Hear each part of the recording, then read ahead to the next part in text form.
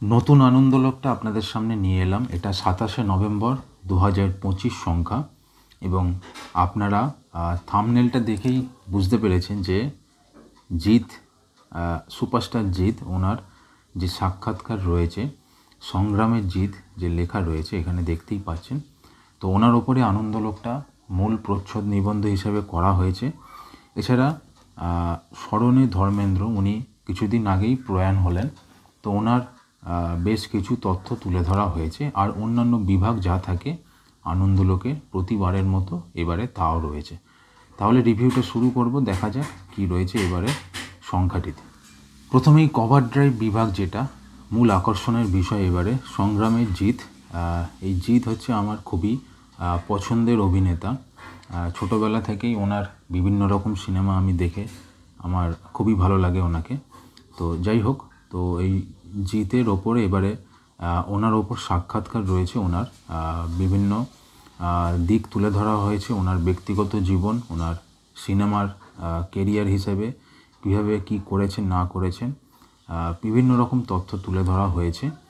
তো সেটাই হচ্ছে কভার ড্রাইভ বিভাগে এভাবে লেখা রয়েছে।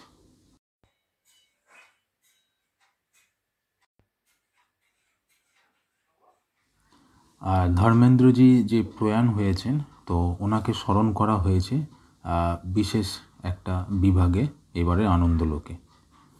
আর এছাড়া জুবিন গার্গ, উনিও কিছুদিন আগেই প্রয়াণ হয়েছেন, ওনাকে নিয়ে বিশেষ প্রতিবেদন রয়েছে। সাক্ষাৎকার রয়েছে এবারে রুক্মিণী মৈত্র আর অনির্বাণ ভট্টাচার্য।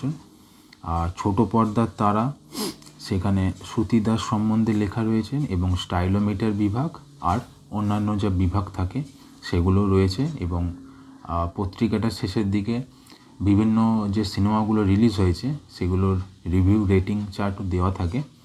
তো এইভাবেই আনন্দলোকটা প্রতিবারের মতো এবারও সাজানো রয়েছে, যেখানে আপনারা পত্রিকাটা পছন্দ হলে অবশ্যই সংগ্রহ করতে পারেন।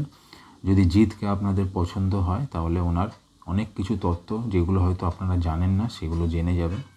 তো পত্রিকাটার 35 টাকা মাত্র মূল্য। পছন্দ হলে সংগ্রহ করে ফেলুন। আর ভিডিও যদি পছন্দ হয় অবশ্যই সাপোর্ট করুন আর দেখতে থাকুন নিউ ম্যাগাজিনস চ্যানেলটি। ধন্যবাদ।